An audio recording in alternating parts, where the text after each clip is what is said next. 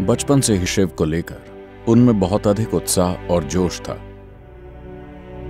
बस 25 किलोमीटर दूर एक प्रसिद्ध शिव मंदिर था और उन्हें लगता था कि शिव उन्हें बुला रहे हैं, मगर अपने जीवन पर उनका अधिकार नहीं था, इसलिए वो मंदिर तक नहीं जा पा रहे थे।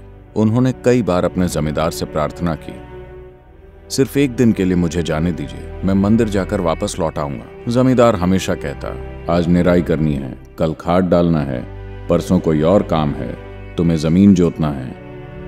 नहीं, तुम एक भी दिन बर्बाद नहीं कर सकते। तुम्हें क्या लगता है, तुम वैसे ही किसी काम के नहीं हो, तुम एक पूरा दिन बर्बाद करना चाहते हो? उसने कई बार अपनी बात समझाने की कोशिश की। उसके अंदर यह भाव गहरा होता गया। वो हर हाल में शिव के दर्शन करना चाहता था। इस बार वो जमींदार के सामने एक अलग तरह के गौरव के साथ जाकर खड़ा हो गया, जिस तरह का गौरव एक बंधुआ मजदूर जानता ही नहीं, न ही उसके पास होने की उम्मीद की जाती है। जमींदार फिर शुरू हो गया, मूर्ख कहीं के, पिछली बार तुम्हारी माँ बीमार थी, उससे पहले बहन की शादी थी, उससे पहले तुम्हारी दादी 3 बार मरी, अब तुम मंदिर जाना चाहते हो? ये नहीं हो सकता। उसने कहा, मैं आज ही सारा काम कर दूंगा, कल सिर्फ एक दिन के लिए जाने दीजिए, मैं जाकर वापस आ जाऊंगा। फिर किसी एक पल में जमींदार ने इस व्यक्ति के अंदर इस नए गौरव, उसके अंदर स्पंदित हो रही नई ऊर्जा के सामने झुककर कहा, ठीक है, जाओ, शाम से पहले वापस आ जाना। फिर उसे एहसास हुआ कि उसने क्या कर दिया है। वो बोला, जाने से पहले तुम्हें पूरे 40 एकड़ जमीन को जोतना होगा। अभी शाम है, सुबह से पहले तुम जुताई पूरी करके फिर मंदिर जा सकते हो। वो इतना मूर्ख नहीं था कि इसकी कोशिश भी करता। वो चुपचाप सोने चला गया। उसका पूरा शरीर स्पंदित हो रहा था। वो जानता था कि उसे मंदिर जाना ही है, नतीजा चाहे जो भी हो। एक नई ऊर्जा उसके पूरे शरीर में दौड़ रही थी। सुबह जब वो उठा तो गांव में हंगामा मचा हुआ था। क्या हो गया? सारी 40 एकड़ जमीन जुती हुई थी। उसने बाहर आकर देखा, उसे यकीन नहीं हुआ। जमींदार का मुंह खुला का खुला रह गया। जमींदार के बीवी बच्चे आकर उसके पैरों पर गिर पड़े। उस शख्स का नाम हम नहीं जानते, आमतौर पर उसे हलवाहा कहा जाता है। उसे यकीन नहीं हुआ। फिर वो जान गए। वो हमेशा सोचता था कि शिव के सामने प्रार्थना करके वो प्रकृति के नियमों को तोड़ सकता है, वो प्रकृति के नियमों को बदल सकता है, मगर मनुष्य के नियम इतने क्रूर हैं कि आप कभी उन्हें बदल नहीं सकते।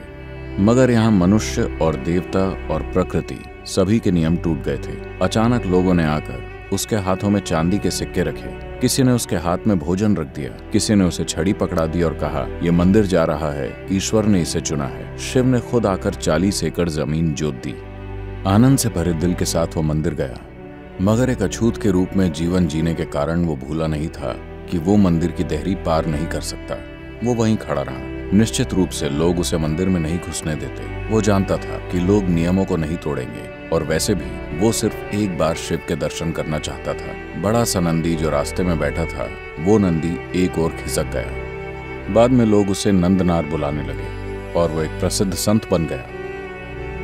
कोई उसका नाम नहीं जानता, क्योंकि उसे सिर्फ हलवाहे के रूप में जाना जाता था, मगर उसका पूरा जीवन बस इसी चीज पर टिका था। आप उसे भक्त भी नहीं कह सकते, वो बस कौतूहल में था, और उसने कभी कौतूहल को जाने नहीं दिया। ज्यादातर तार्किक दिमागों की ये समस्या होती है कि अगर कोई चीज आपको कौतूहल में डालती है तो आप उसकी एक मूर्खतापूर्ण व्याख्या करके उसे वहीं नष्ट कर डालते हैं। अधिकांश दिमाग कौतूहल के साथ जीने में असमर्थ होते हैं। वो आज ही उसका एक मूर्खतापूर्ण जवाब चाहते हैं, और रात को सोने से पहले ही वो निष्कर्ष भी निकाल लेंगे, अरे ये ऐसा है, वो वैसा है। इस धरती के हर मूर्ख को लगता है कि वो एक वैज्ञानिक है, क्योंकि उसने स्कूल में कोई पुस्तक पढ़ ली है।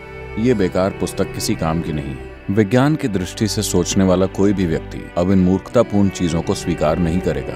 यहाँ इतना कुछ है, हर कहीं बहुत सारी ऐसी चीजें हैं जिनका जवाब नहीं है। आपके पास इन सवालों का जवाब देने के लिए बुद्धि या उपाय नहीं है।